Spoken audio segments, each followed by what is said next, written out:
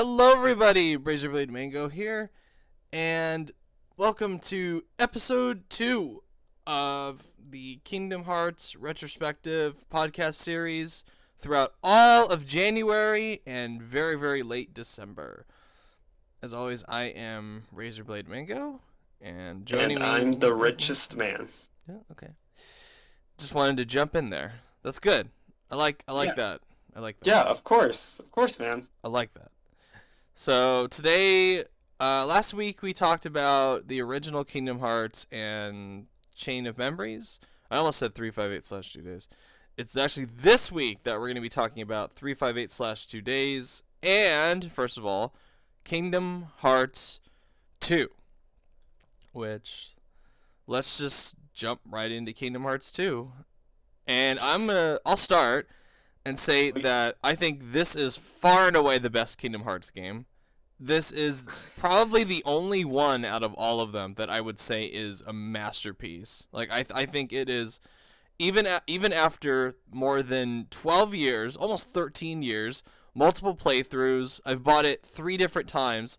This remains one of my very favorite games ever made, and possibly my favorite game ever made. Really? Yeah. I mean, I love it, but honestly, I don't think it's my favorite one. Okay, so my reasons for this being my favorite one are twofold.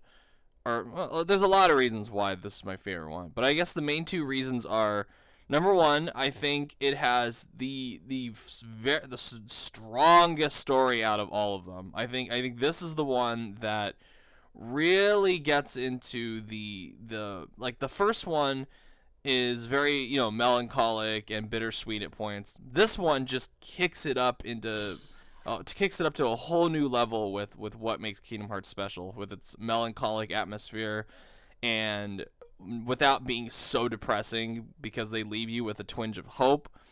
I also love it because I think this has the best gameplay in the whole series. I think the gameplay in this game is almost flawless, especially when you're playing it on the PS4 when it's running at 60 frames. When you've got that, it's impeccable gameplay experience.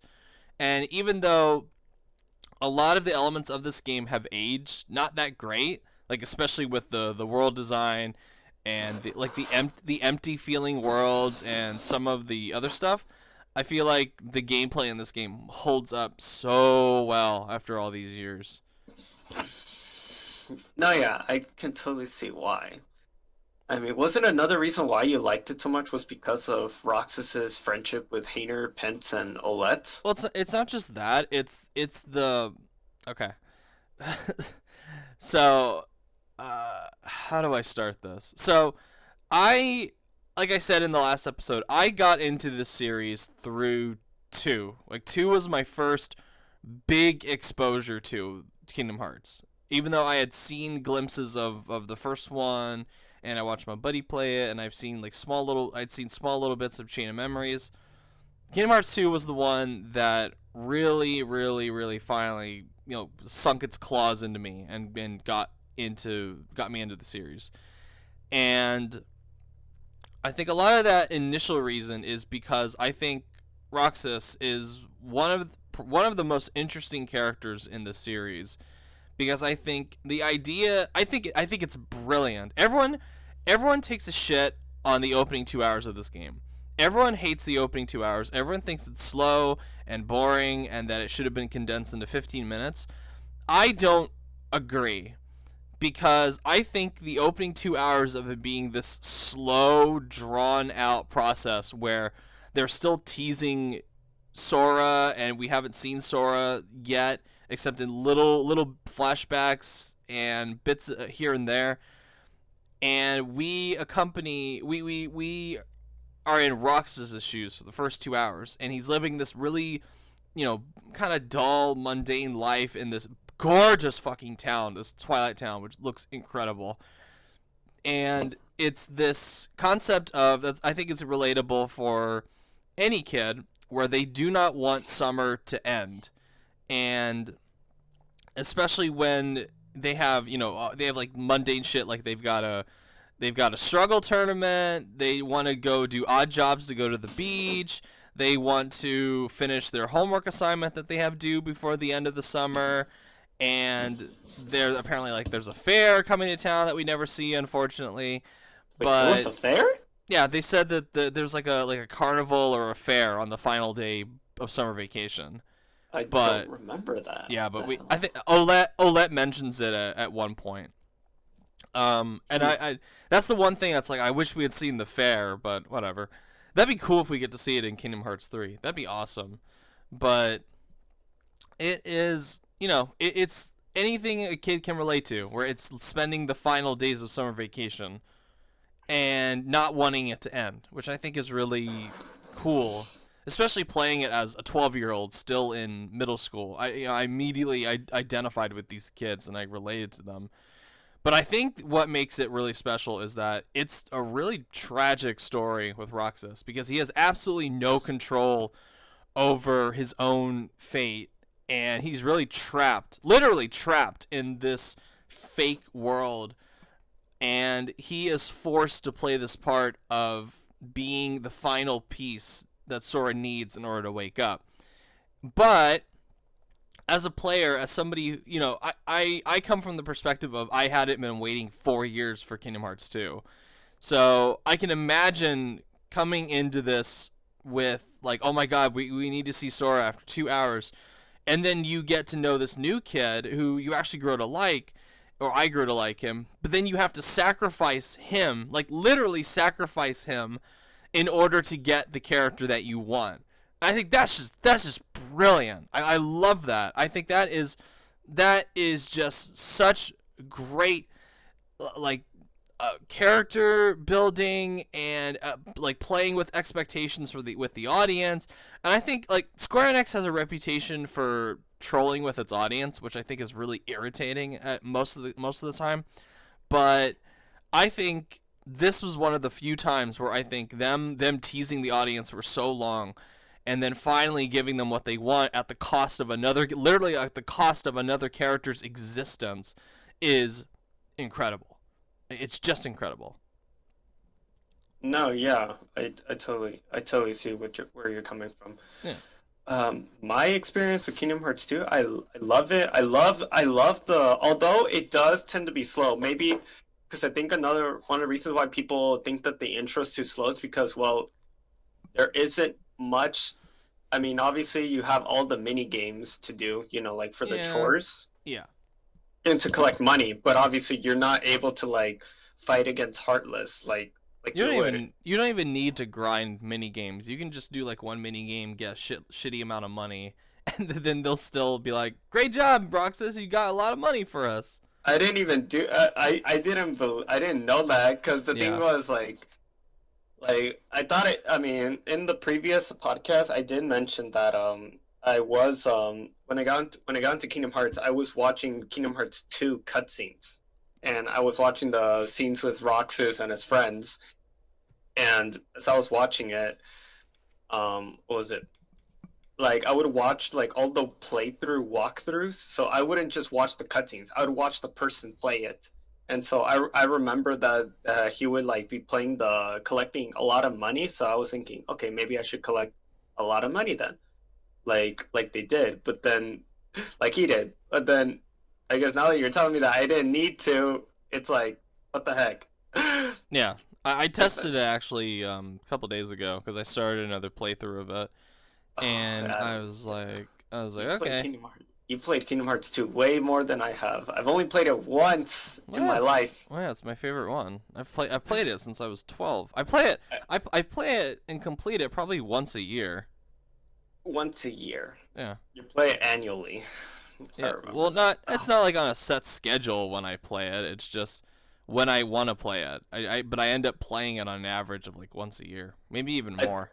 I think that's the main reason why I probably don't have. I mean, I love Kingdom Hearts 2, but it's not my favorite one, probably because I didn't get a chance to grow up with it as as a kid like you did. So maybe that's why I didn't really. It's That's not my fair. favorite, Yeah. but I believe it is somewhere in my top five. I don't know. Yeah. I don't know. But my experience with Kingdom Hearts 2, I mean, obviously I did what was it?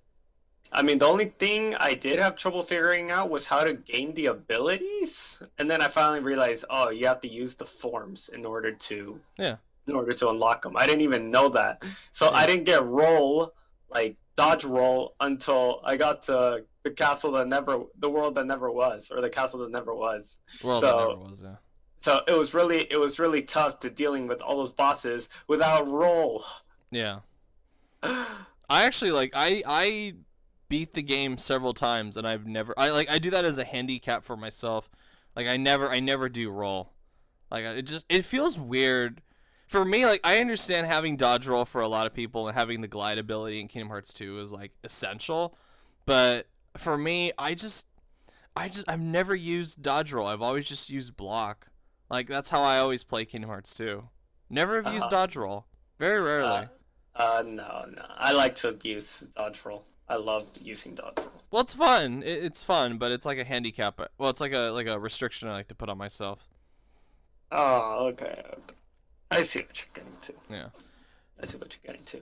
But it's also like this is the one. This is also the one in the series that really starts to expand the lore of it. Which we got lore in Kingdom Hearts 1. We got lore in Kingdom Hearts Chain of Memories. This one you start to get into the whole concept of once like what happens to the empty body when the heartless when the heartless is born, they become nobodies, and they form this organization which we got glimpses of in Chain of Memories, which at the time back then, the Game Boy Advance version of Chain of Memories didn't have a lot of the cutscenes that the Chain of Memories does.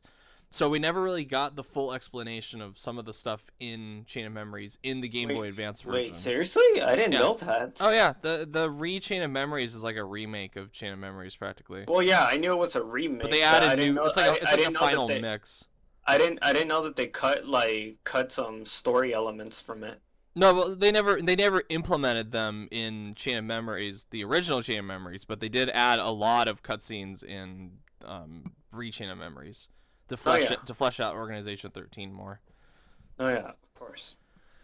So That's seeing Organization 13 for the first time, this was like my first time seeing them, and I actually thought they were like a legitimately intimidating force. It's like these fucking weirdos in black coats that have these powers that are like, oh shit, these guys are not to be fucked with. But then when you fight them later on, with the exception of like Xemnas, Sayax, and maybe Zaldin, like all of them are just pushovers. They're just like, oh, meh. no, yeah, totally, Yeah. totally. I also think this is when the series, the boss fights started to get a lot better. Because the boss fights in 1 most of the time are okay. Chunky. Yeah, chunky. Well, I don't know about chunky, clunky. I think I used the word clunky. Was it clunky? I think it was I don't clunky. remember. Chunky is a good word for it because it feels like there's a lot of like excess weight on Sora in the first one, where this one Yeah, it's more like he is just zipping and flipping around the environments, just like, oh my god, like especially when you compare him to how Roxas handles. Roxas kind of feels a little sluggish, but then it makes sense like gameplay wise too. Like when Roxas becomes one with Sora, then you play as Sora and he feels like a complete person. He's got like the smooth gameplay action to him. No, yeah, yeah, I totally agree. Yeah.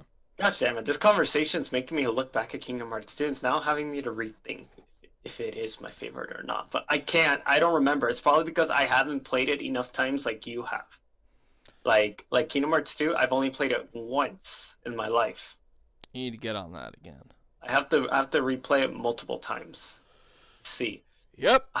Because you gotta remember, I pretty much played all the games. As soon as I was done with one, I went to the next. And there's still some things, and that's the thing. I'm not satisfied with Kingdom Hearts 2 until I go back and beat all the secret bosses. I want to go because it is final mix. I want to fight all the secret bosses. I want to fight all of them. Yep. Lingering Well.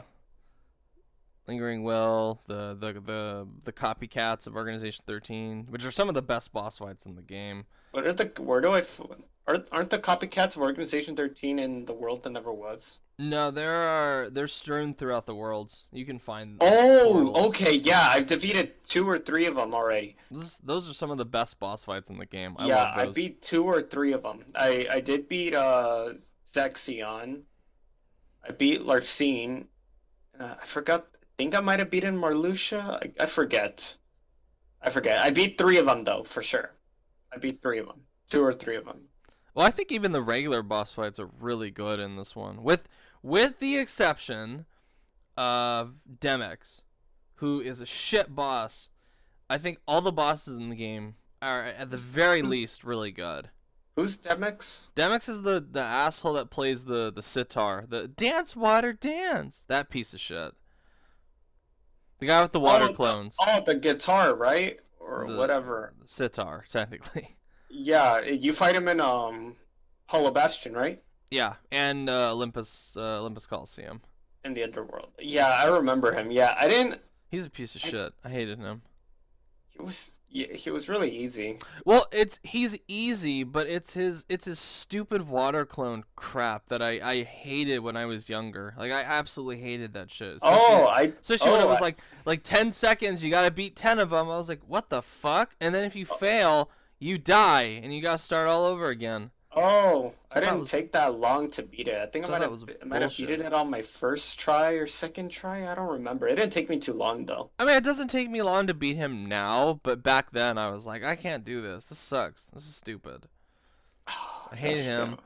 I think Kingdom Hearts 2 would be perfect if it weren't for one, the Demix fights, which are just stupid, and Atlantica, which is the worst world in the whole fucking series. Like it is it makes Deep Jungle look like a masterpiece by comparison. It is just garbage. It's useless garbage.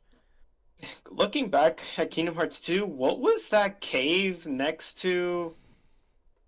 It was in the lab. It's like there's a cave near the lab in Hollow Bastion. There's like a cave that you have Yeah. to explore. I Yeah, that's I think that's when you get like the high jump ability with the glide, you go in and I think that's where the room is where you face all the Shadow Organization 13 members. It's another secret boss fight area.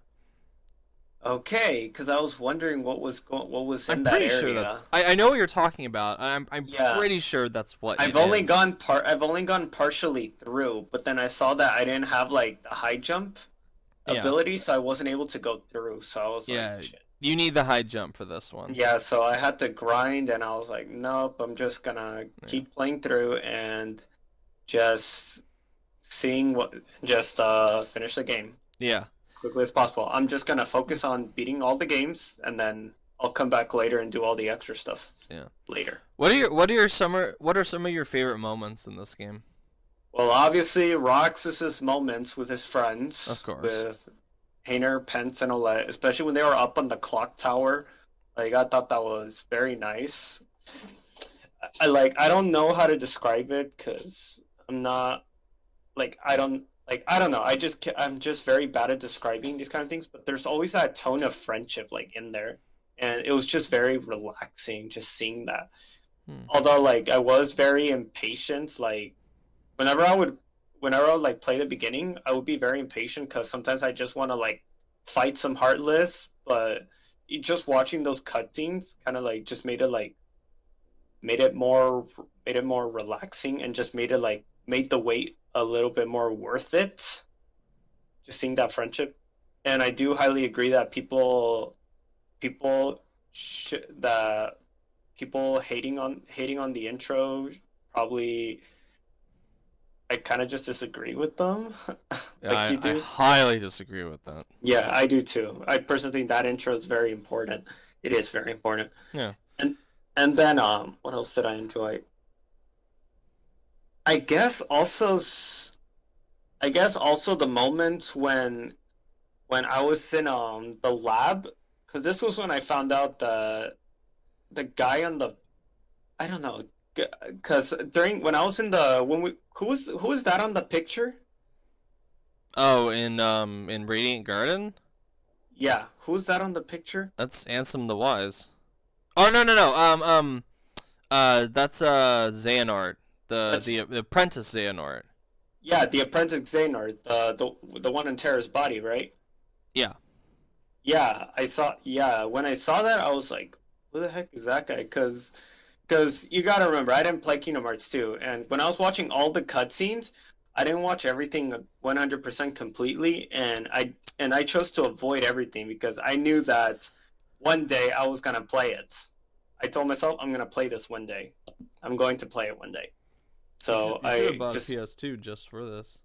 yeah, I did, but sadly the PS2 wasn't working and I had to return it. So Mm. rest in peace to that. And I didn't get the whole franchise until now. Now Mm. that glad it's on PS4. But yeah, so what was it?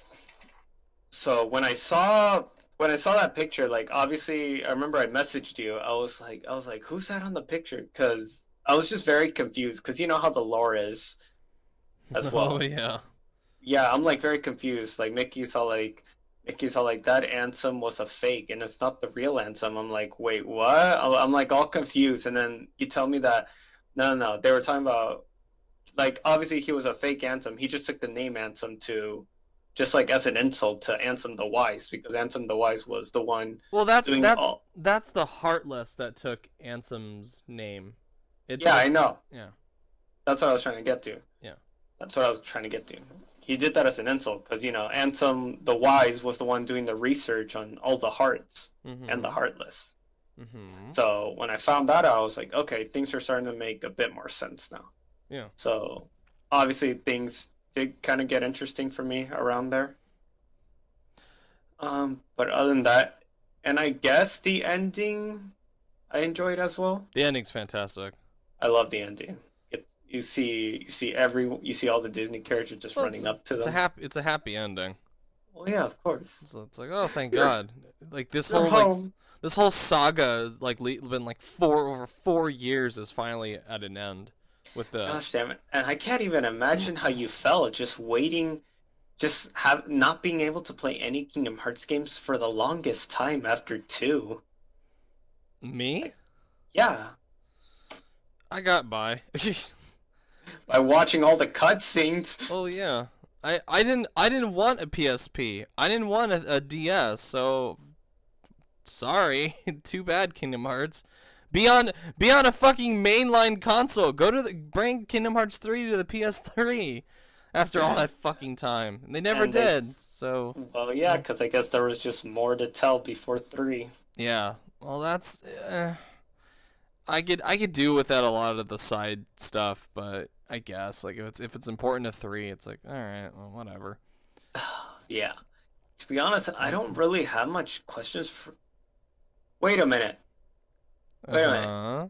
If if Ansem the Wise was trying to absorb Kingdom Hearts, Mhm. Kingdom Hearts didn't get this. I know it did get destroyed in there, right? Well, cuz It did that get was destroyed. are you talking about the first one? No, in the second one. You mean Zemnis? Yeah. Yeah, but that was a fake Kingdom Hearts. Oh, that was a fake one? Yeah. What? I'm confused now. There's okay. So the real Kingdom Hearts, like the real Kingdom Hearts, the Heart of All Worlds has never been seen hasn't been seen since the original Keyblade War, like all the way back in X. So in the original Kingdom Hearts, the fake Ansem was trying to make a fake one. And then in the second one, Zemnis is also trying to create a fake one using the Heartless's hearts. Um, Ansem was trying to create a fake Kingdom Hearts by hearts of people. I believe that's how it goes, but I know Zemnis is using like the hearts of all the creatures in order to do it.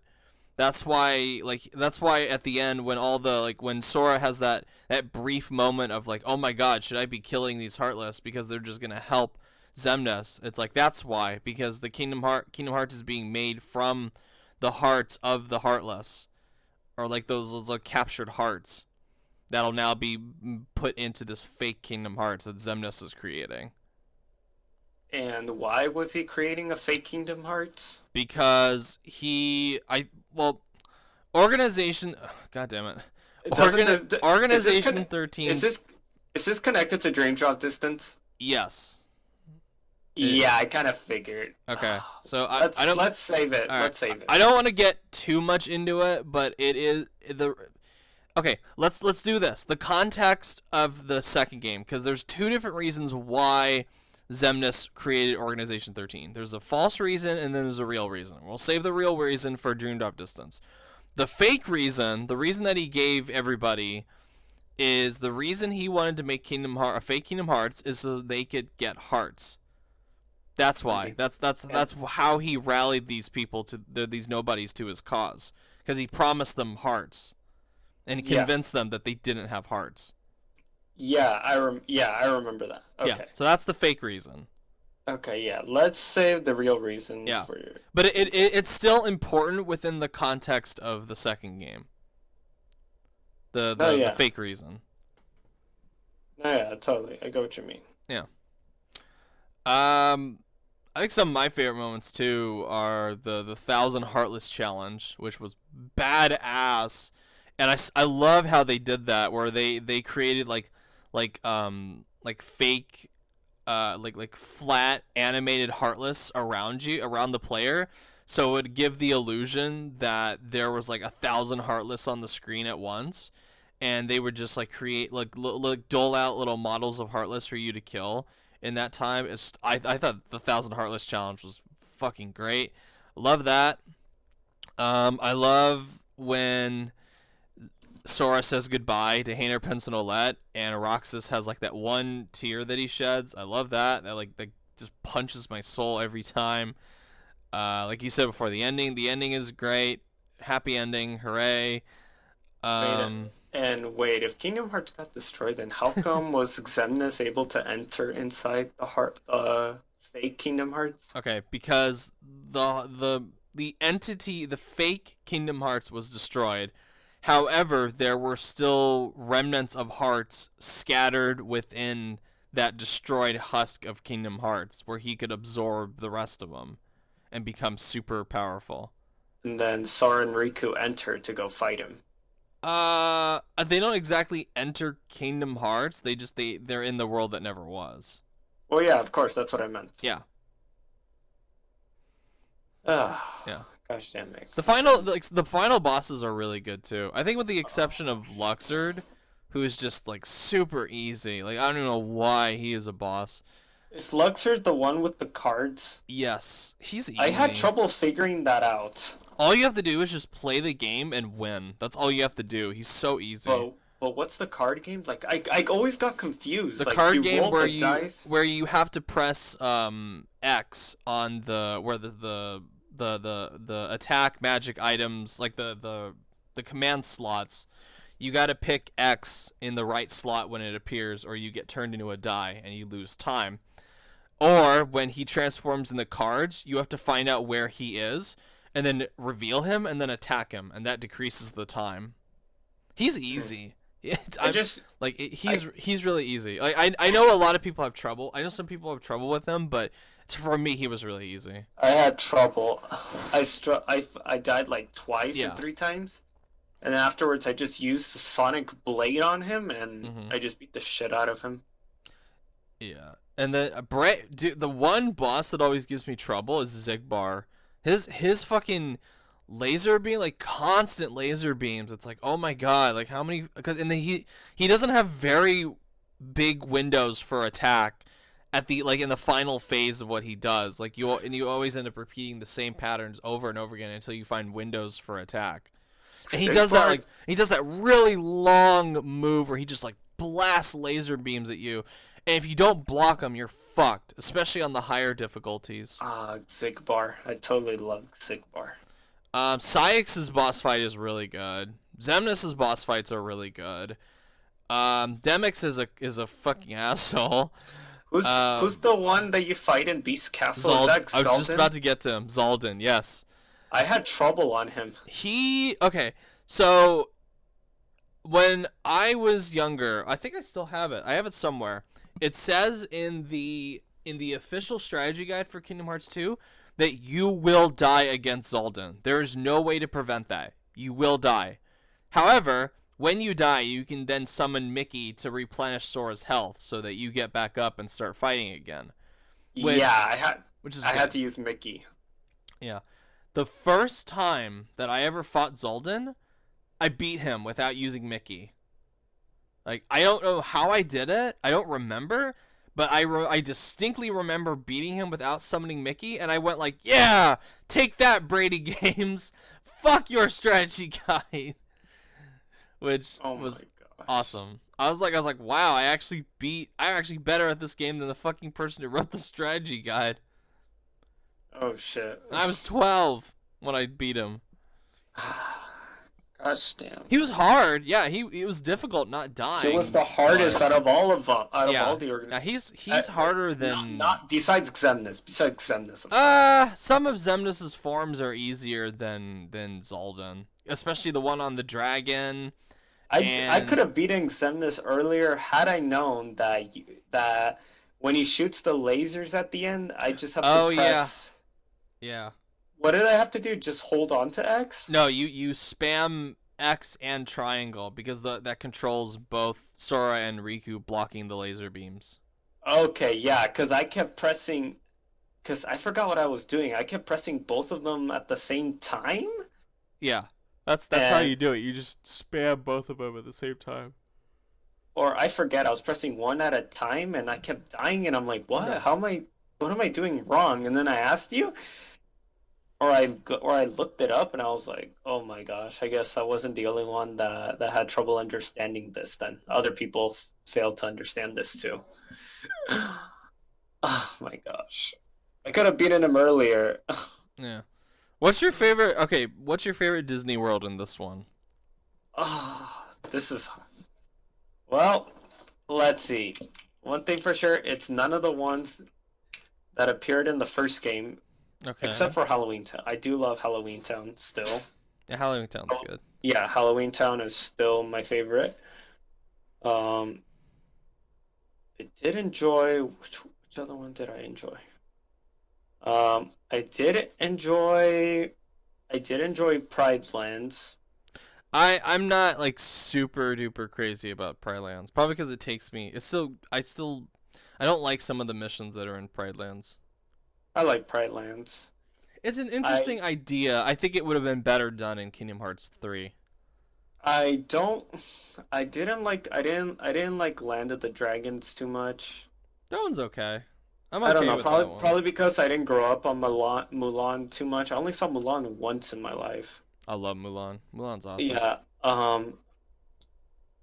Beast's Castle, I like the music, but the world itself, it's not my favorites. Well, see, that's the thing with Kingdom Hearts 2. Like, I love the game, but a lot of the worlds, they haven't aged like particularly great, especially when they all just feel really empty compared to what's gonna happen in Kingdom Hearts 3. Hopefully. Yeah, that's the thing. I don't know. If I'm gonna choose a Disney World, I guess it's gonna have to be either Halloween. I think it might have to be Halloween Town again. Mine's Space Paranoids. That's my favorite one. Ah, Space I Paranoids. love Space No, Paranoids. That's it wasn't. that's It love it. wasn't my favorite. Oh yeah, and I love the Timeless River. Oh yeah, that one's good too. I just love it because it's really retro, and then you see Mickey come in. He shakes Sora's hand, waves by, and then runs away. I think Timeless River. I think the usage of Steamboat Willie and Tron are like two of the most inspired worlds in the whole series. Like it's Kingdom Hearts 2 was actually the first time I had ever heard of Tron. And I discovered Tron after it came out and I was like, "Oh, I didn't even know this was the thing." I didn't even watch the original Tron. I've only seen I've Tron Legacy. The original Tron is better. I like the original Tron quite a bit. Damn. I don't have a lot more to say about Kingdom Hearts 2. I Yeah, I don't have much to say. So you ready to move on to 358? Yeah. In conclusion, maybe my favorite game ever. Love the shit out of it. It might not be my favorite one for me. I have to rethink everything through again.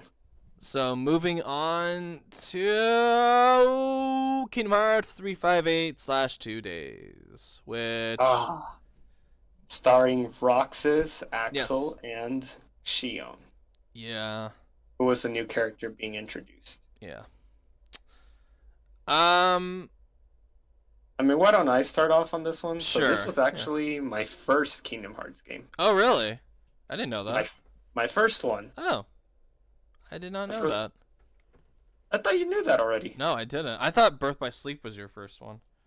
Nope, this was my first one. Oh. Okay. So obviously, I didn't have a P. Obviously, when I got into the franchise, 358 wasn't too far away from Mm-hmm. coming out. So I really wanted to get it, but obviously, my brother ends up getting it first before me, and I just wanted to play it, so I had to share it with him. Ha ha. And it's kind of weird. I enjoyed playing it, but I never finished the game entirely. It's weird. Because back then I was always like a big completionist, so I would always try to get like all the medals, Mm-hmm. all the mission medals before I finish it. And if I didn't, I would restart it and keep on going and retry. Mm-hmm. And there was just one mission I was never able to get a medal in Twilight Town. I just never got it, and I never went back to the game, sadly. I mean, I still love the game because there were a few boss fights I did fight, especially since my brother had trouble on it, and there was a way to refight the bosses. So I would just and sometimes I would just watch my brother, I guess, or my brother would just explain some stuff to me, and I still liked it, but but I just never got to beat it, which is kind of weird. Yeah. It's kind of sad for me to say that. I should have just finished it off, but I was young. And fast forward to now, I didn't want to look back at the story until I was done with the other ones. To be honest, if I had more time, I would have wanted to replay 358 as the game in general instead of rewatching all the cutscenes. I wouldn't. You wouldn't? No, I'd rather just watch the cutscenes, and even the cutscenes can get kind of My only problem with 358 tedious at is points. that my only problem with 358 is that it's different because you don't get to choose which world to visit really because it's usually limited on what missions they give you. So on whatever missions they give you, depending on that mission, you will have to go to that world. Yeah. So it's not like you can choose all the worlds and decide which one you want to go to. Sometimes you I can, when but I if it depends on the mission. Like sometimes they want you to go to a certain mission in some certain world. yeah It when was mostly really missions, really. anyway when I played the game finally for the first time, I You this is played it? yeah, I played it when I had a 3DS. Um, I I did not like the gameplay. I thought it was just kind of meh and tedious, and I just did not care for it. It's still I mean, better. It's still better than Chain of Memories' gameplay, but it. Oh god, it's like such a step down compared to. It's like a massive step down, even compared to the first game. they went back to the platforming in that one. Yeah. I mean, at least it was still better than the first ones.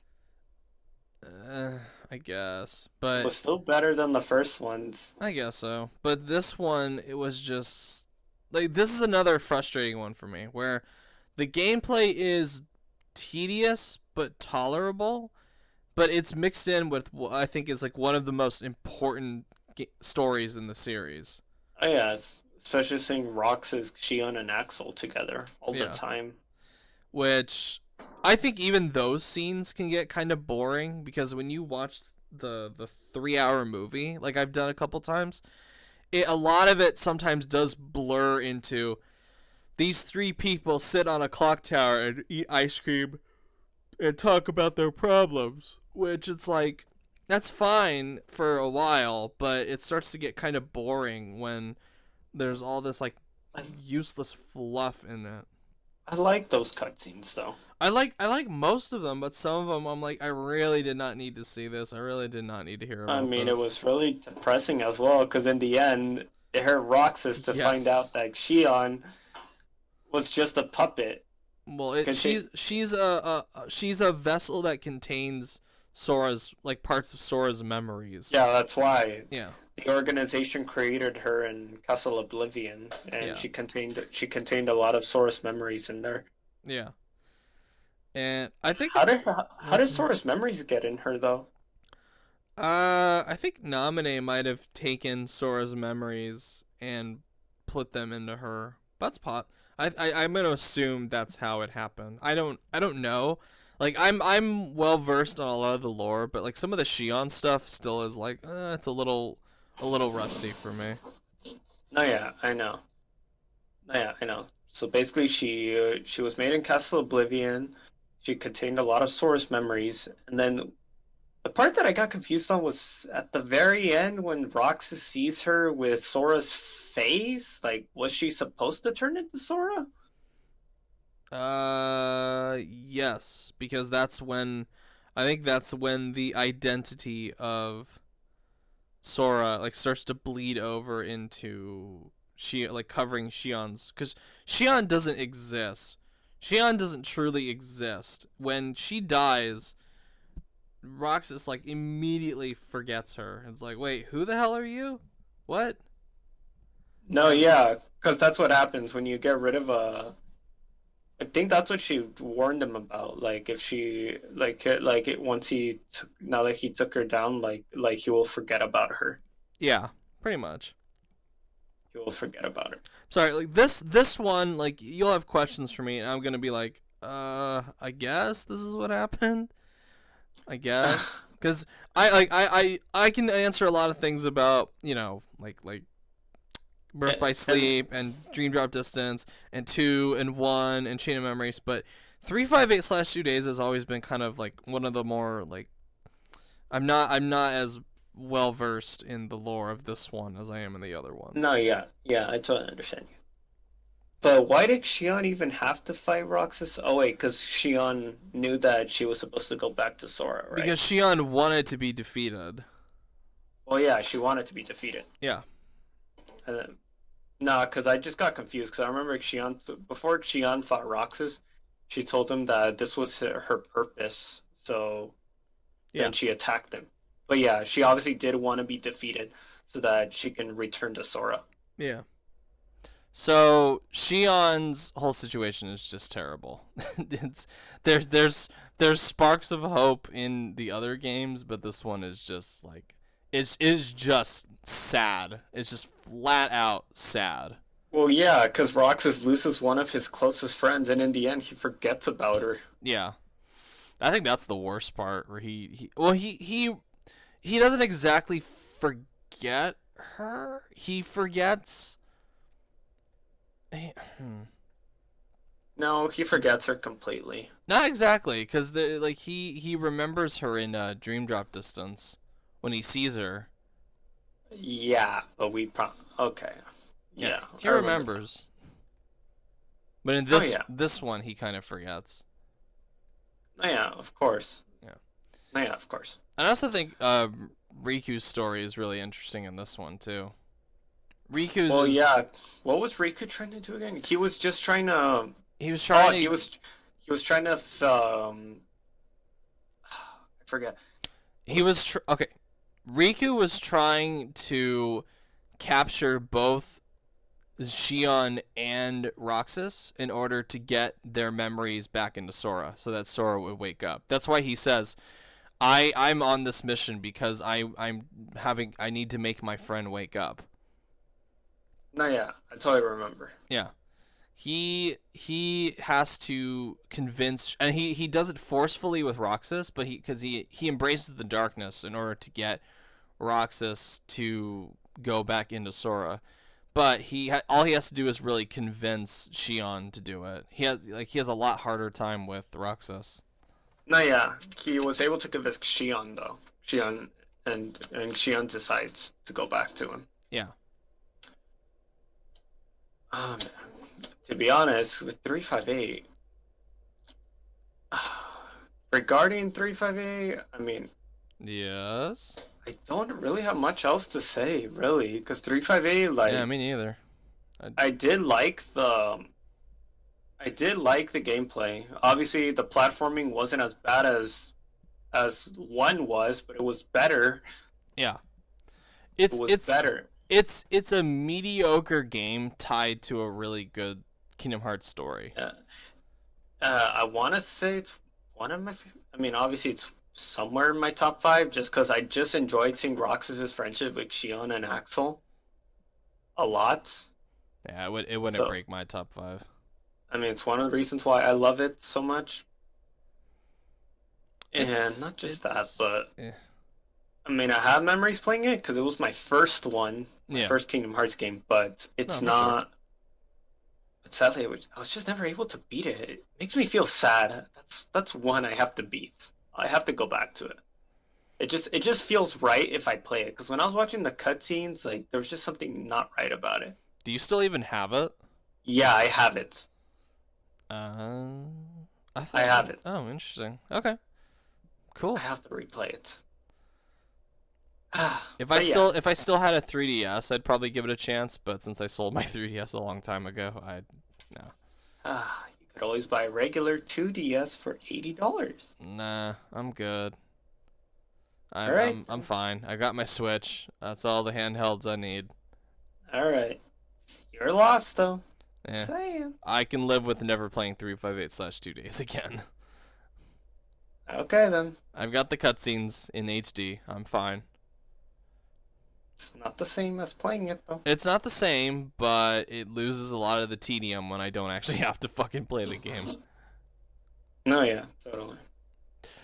All right, so I think that'll wrap it up for this episode, and then next week will be, I think it's yeah, Birth by Sleep and uh, Recoded. Recoded. Uh, I know how you feel about Recoded.